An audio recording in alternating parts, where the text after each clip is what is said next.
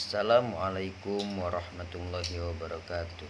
Baiklah, perkenalkan nama saya Pranata dengan NIM 2010101012.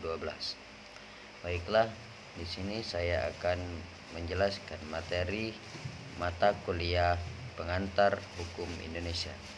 Baiklah, di sini saya akan menjelaskan hukum pidana.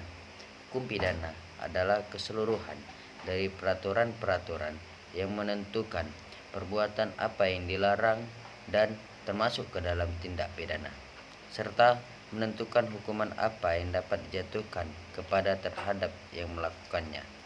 Contohnya kasus hukum pidana, salah satunya penggelapan dan penipuan, dan masih banyak lagi contoh yang lainnya. Tujuan hukum pidana untuk melindungi kepentingan umum dan kepentingan hak-hak masyarakat. Kemudian asas hak pidana dalam KUHP yaitu legalitas. Sistem KUHP buku 1 berisi peraturan umum pasal 1 sampai dengan pasal 103. Kemudian buku 2 berisi tentang kejahatan pasal 104 sampai dengan 488. Buku 3 berisi tentang pelanggaran pasal 489 sampai dengan 568. Kemudian saya akan menjelaskan tentang hukum acara pidana atau yang disebut juga dengan hukum formil. Hukum acara pidana merupakan serangkaian proses yang dilakukan dalam penyelenggaraan peradilan demi mencapai keadilan. Adapun dasar hukum acara pidana secara garis besar dapat dibagi menjadi tindakan yang mendahului pemeriksaan di muka peradilan yang terdiri atas tingkat penyidik, penyelidik, atau penyidik. Tahap yang mengawali proses hukum acara pidana adalah diketahui terjadi tindak pidana atau disebut juga dengan delik. Perkara pidana disebut ada jika adanya seorang tersangka atau terdakwa, adanya penyidik, adanya jaksa atau penuntut umum. Adapun tujuan hukum acara pidana adalah pertama, untuk mencari dan mendapatkan kebenaran material yang selengkap-lengkapnya dari suatu perkara secara jujur dan tepat. Yang kedua yaitu perlindungan atas harkat dan martabat manusia.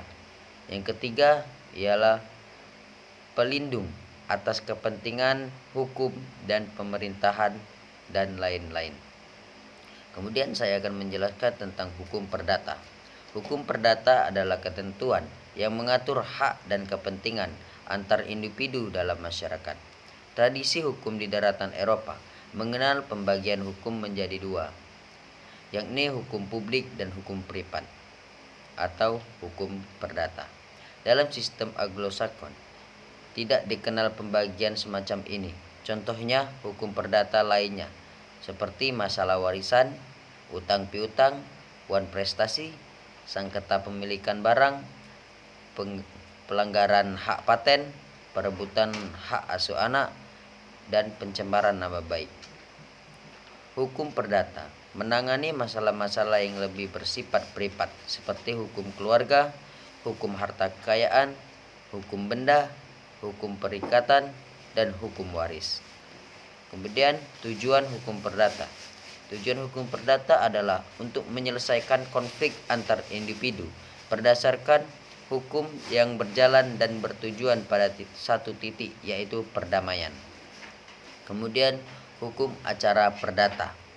Hukum acara perdata adalah serangkaian kaidah, prosedur, dan peraturan hukum yang mengatur tentang pelaksanaan formil hukum perdata dalam tata hukum positif sebuah negara. Kemudian asas-asas hukum acara perdata.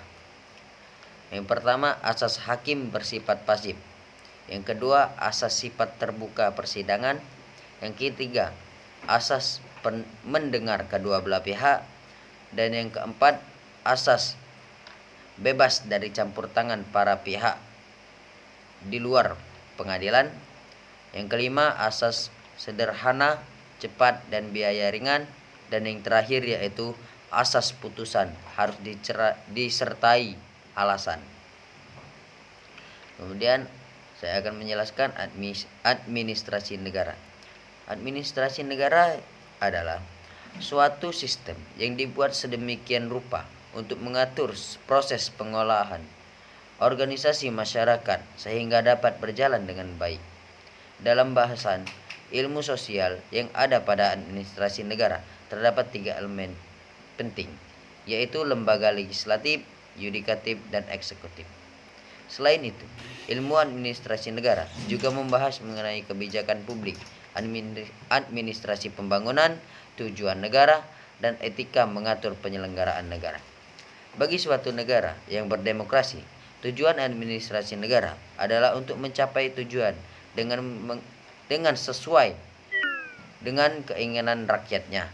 Beberapa keinginan yang ditetapkan oleh rakyat, diantaranya yaitu keamanan, kesejahteraan, ketertiban, keadilan, sehingga kehidupan masyarakat menjadi lebih baik. Baiklah, mungkin ini saja yang dapat saya sampaikan pada mata kuliah pengantar hukum Indonesia ini. Saya akhiri. Wassalamualaikum warahmatullahi wabarakatuh.